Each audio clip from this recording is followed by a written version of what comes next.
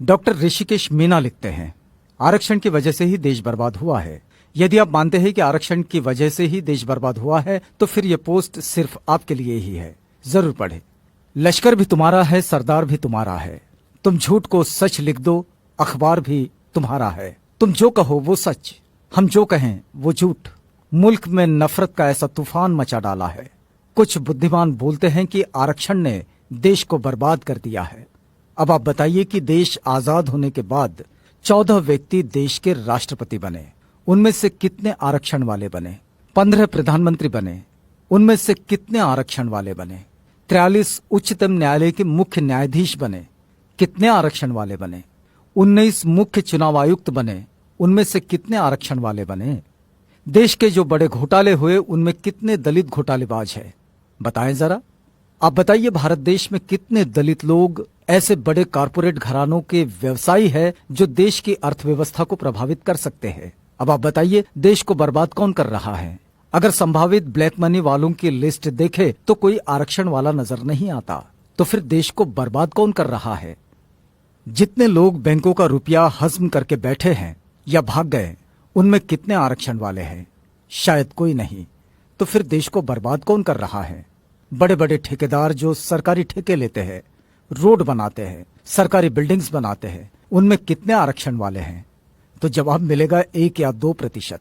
तो फिर इस देश को बर्बाद आरक्षण कर रहा है या फिर मेरिट वाले? जब ब्लैक मनी लिस्ट में एक भी नाम रिजर्व कैटेगरी के लोगों का नहीं है, सारे नाम जनरल के हैं, फिर भी कुछ बेवकूफ कहते हैं कि देश को रिजर्वेशन वाले बर्बाद कर रहे हैं। सच में इससे बड़ा जोक कोई और हो ही नहीं सकता। बोफोर्स तोप घोटाला, कॉमनवेल्थ घोटाला, आदर्श सोसाइटी घोटाला, सत्यम घोटाला, कालाधन घोटाला, स्टाम्प घोटाला, यूरिया घोटाला, चारा घोटाला, सुखराम टेलीकॉम घोटाला, शेयर घोटाला, चीनी घोटाला, बहुत लंबी सूची है इन घोटालों की। ये सभी घोटाले क्या आरक्षण प्राप्त लोगों ने किए हैं? बताएंगे इसमें किसी दलित का नाम? कब तक बेवकूफ बनाते रहोगे? और हाँ, फिर भी हम लोग अपने हुनर और काबिलियत से थोड़ा सा आरक्षण का सहारा पाकर क्या कामयाब होने लगे? आपके पेट में मरोड़े उठने लगे? जिनको अपनी थोथी मेरिट पे घमंड है और आरक्षण से परेशानी है, वो अपने बच्चों को 5 साल वहां पढ़ाए जहां गरीब बच्चे अभाव में रहकर पढ़ते हैं। फिर देखना सारी मेरिट हवा न हो जाए तो कहना।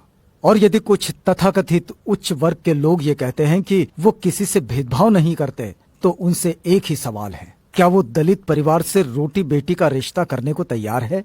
जातियां खत्म करने को तैयार है? अगर नहीं तो फिर मान लीजिए अभी आरक्षण खत्म नहीं होना चाहिए। निवेदन एवं आग्रह। समस्त SC/ST समाज, आपको सिर्फ 10 लोगों को ये मैसेज फॉरवर्ड करना है और वो 10 लोग भी दूसरे 10 लोगों को मैसेज फॉरवर्ड करें इस प्रकार: 1 = 10 persons।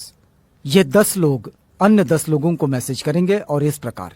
बस आपको तो एक कड़ी जोड़नी है, देखते ही देखते पूरा देश जुड़ जाएगा।